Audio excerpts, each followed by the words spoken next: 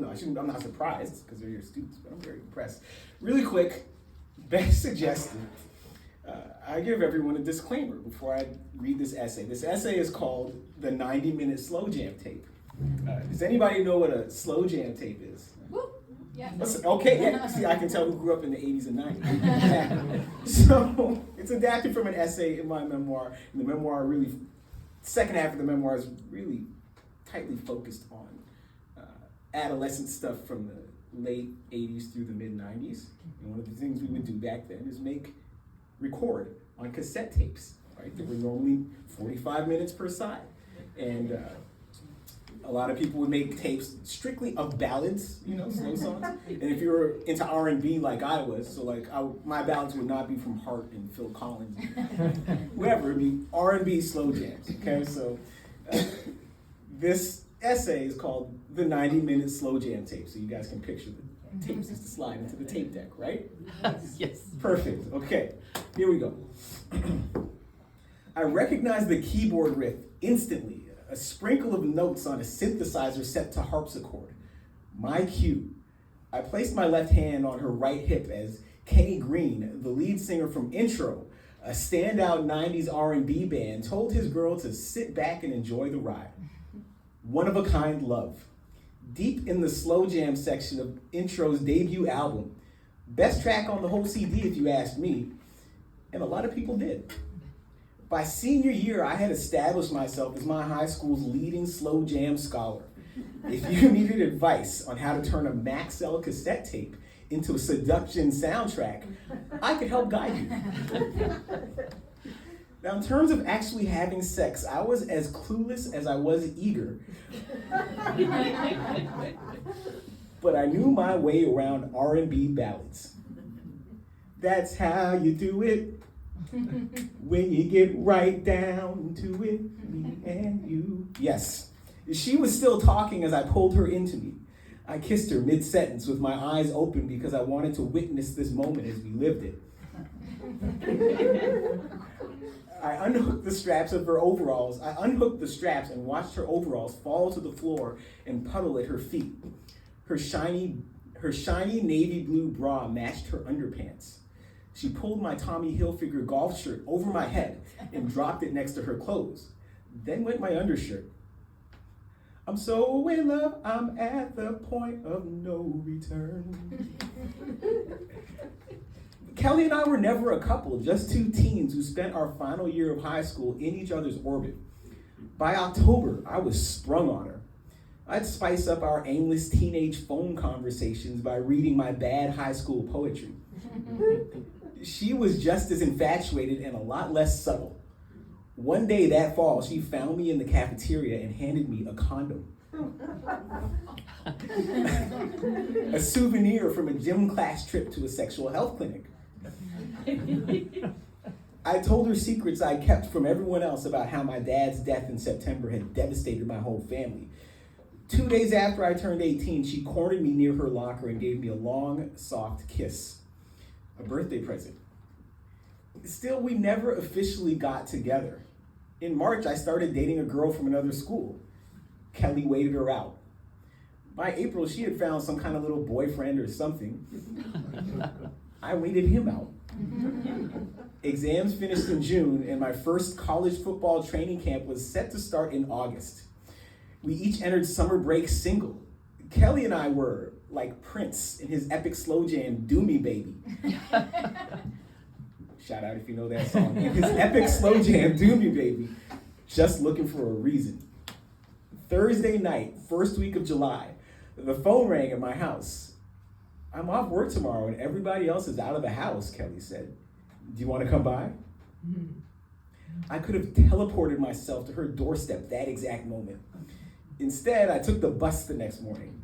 We both knew the afternoon would end in her room with nothing between us but a sliver of air and two sides of a 90-minute slow jam tape. I slid my hands below her waist. She cupped the back of my head with one hand, and with the fingers of the other, she traced my spine as we edged backwards toward her bed. I lifted her and spilled her onto her mattress. My lips brushed her collarbone. I had never engaged in foreplay before today. Until then, on my luckiest days, Horizontal and half clothed was the main event. Today, that was just a prelude. The tape deck clicked into auto reverse with Silk, the band the band behind some of the sleaziest, most infectious slow jams of the decade, leading off side B.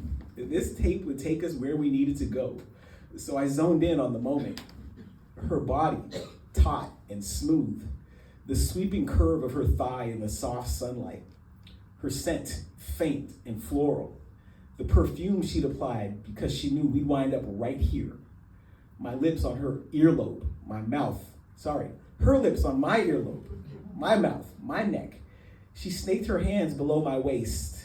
If the male equivalent of sexy lingerie exists, I certainly didn't own it at 18.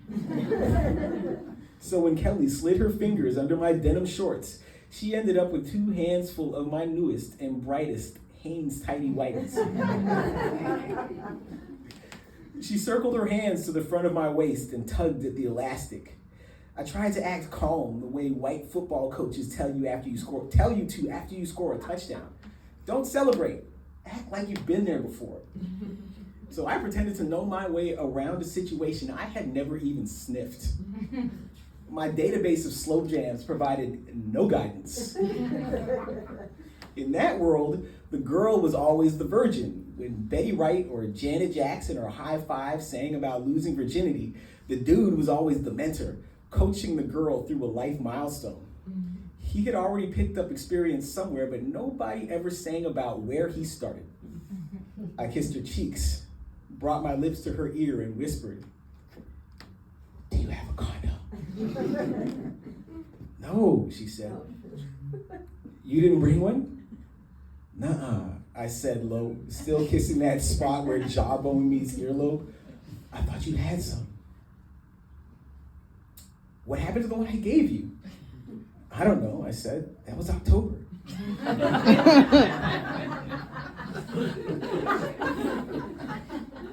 "You didn't get more?" "No." I didn't have 10 more months to wait for another opportunity like this one. Kelly and I might not have this much time alone together for the rest of our lives. In a month, I'd start university in Chicago, and who knew when I'd be back? I kept kissing her as if the problem would solve itself. Kelly wasn't just tugging on my waistband now. She wanted all my clothes off, shorts, underwear, everything, at once. I stalled. "Kels," I said, "we don't have a condo." "I don't care," she said. "We don't have to finish." That proposition so tempting and fraught. I knew the range of bad outcomes, but I could eliminate possibilities. We couldn't spread an STD because neither of us had had a chance to acquire one. 2 raw novices. As for the other outcome, the hell would I do with a baby? I had no money and no car, not even a summer job, just a hazy plan to play pro football, which depended on me playing college football in Chicago, a move I could hardly justify if I had a kid in Mississauga who needed to eat.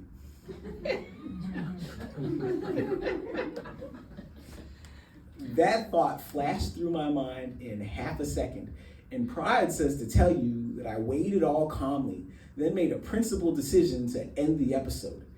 Yes, I had spent nearly a year working towards sex with Kelly, but I also had a bigger plan for my life.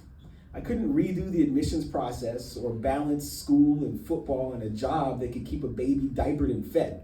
So I'd love to tell you that in that heated moment, level-headed Morgan stayed cool and chose his long-term goals. Instead, I'll tell you the truth. I pondered those possibilities and froze. Panic made the decision for me. We know what happens when adrenaline kicks in and blood vessels constrict. Flag at half-mast, slow leak in my inner tube. Choose your metaphor. Principles or not, it wasn't gonna happen. Kelly couldn't sense my nervousness. She lay there looking hopeful, her right hand cupping my elbow and her left still clenching my waistband. She arched her spine and pulled me close. I leaned forward and kissed her collarbone, then her neck, then her earlobe. "Kels," I said, choking back the disappointment creeping into my voice. Let's just keep doing what we've been doing. And so we kept on, half naked and horizontal. 30 more minutes on the slow jam tape. I hadn't planned on leaving there a virgin, but I'd have other opportunities, eventually, somehow. I hoped.